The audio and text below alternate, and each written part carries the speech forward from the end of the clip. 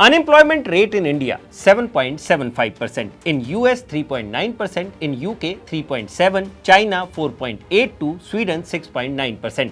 यानी फिलहाल दुनिया में बेरोजगारी की समस्या खत्म नहीं हुई है, लेकिन अगर हम कहें कि आने वाले वक्त में दुनिया भर में 30 करोड़ लोगों की नौकरी जाने की संभावना है, तो थोड़ा झटका तो आपको लगेगा ही, क्योंकि गोल्डमैन सैश ने हाल ही में ये रिपोर्ट जारी की है जिसमें यह दावा किया गया है कि चैट जीपीटी जैसे आर्टिफिशियल इंटेलिजेंस प्लेटफॉर्म्स की वजह से दुनिया भर में 30 करोड़ नौकरियां प्रभावित हो सकती हैं।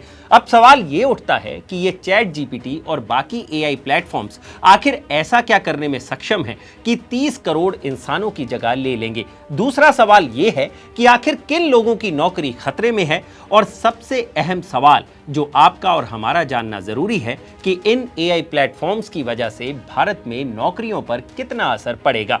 इन सभी सवालों के जवाब मैं दूंगा आपको इस वीडियो में। हाय, मैं हूं भूपेंद्र सोनी और आप देख रहे हैं अनकट।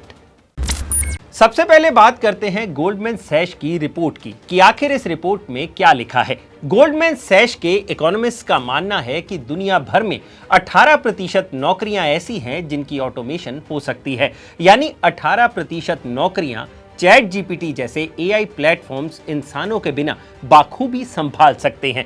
इस रिपोर्ट में यह भी कहा गया है कि ये एआई प्लेटफॉर्म्स लेबर मार्केट की जॉब्स पर असर डाल सकते हैं। साथ ही इसमें यूरोपियन यूनियन और यूनाइटेड स्टेट्स ऑफ अमेरिका के लिए भी ये खतरे की घंटी है, क्योंकि वहां की 2/3 नौकरियां किसी ना किसी तरह ऑटोमेशन से जुड़ी हुई हैं। रिपोर्ट में यह भी कहा गया है कि व्हाइट कॉलर जॉब्स पर इसका सबसे ज्यादा असर पड़ेगा, क्योंकि उन्हें आसानी से ऑटोमेट किया जा सकता है, जबकि मैनुअल लेबर की जगह टेक्नोलॉजी नहीं ले सकती। इस रिपोर्ट में जेनरेटिव आर्टिफिशियल इंटेलिजेंस का भी जिक्र है, जिसकी वजह से लेबर मार्केट को भी दिक्कतें झेलनी पड़ सकती हैं।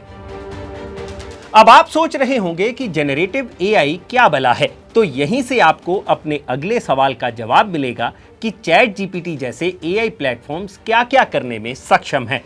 असल में जेनरेटिव एआई एक तरह की आर्टिफिशियल इंटेलिजेंस का पार्ट है, जिसे बिना इंसानी मदद से इमेजेस, म्यूजिक, टेक्स्ट या पूरे का पूरा वीडियो बनाने के लिए डिजाइन किया गया है।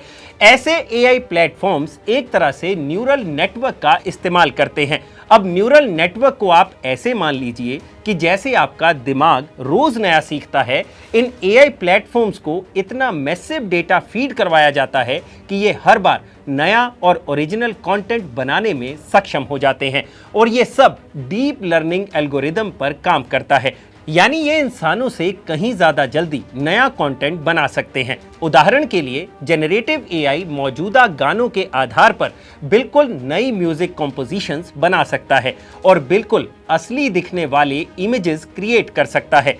यही नहीं, ये बिल्कुल नए स्टाइल से आर्टिकल्स और स्टोरीज भी लिख सकता है, और यही जेनरेटिव एआई है जो चैट जीपीटी को इतना पावरफुल बना देता है। यह रिपोर्ट ऐसे वक्त में आई है जब टेक्नोलॉजी को फ्यूचर मानने वाले इलॉन मस्क, एप्पल के को-फाउंडर स्टीव वॉजनियाक और 1100 और टेक्नोलॉजिस्ट ने दुनिया भर की आर्टिफिशियल इंटेलिजेंस लैब्स को एक ओपन लेटर लिखा है, जिसमें उन्होंने इन लैब्स को उन सभी एआई सिस्टम्स की ट्रेनिंग बंद करने के लिए कहा जो चैट जीपीटी 4 से भी ज्यादा पावरफुल है। यानी टेक्नोलॉजी को सब कुछ मानने वाले भी अब इसके असर से डरने लगे हैं।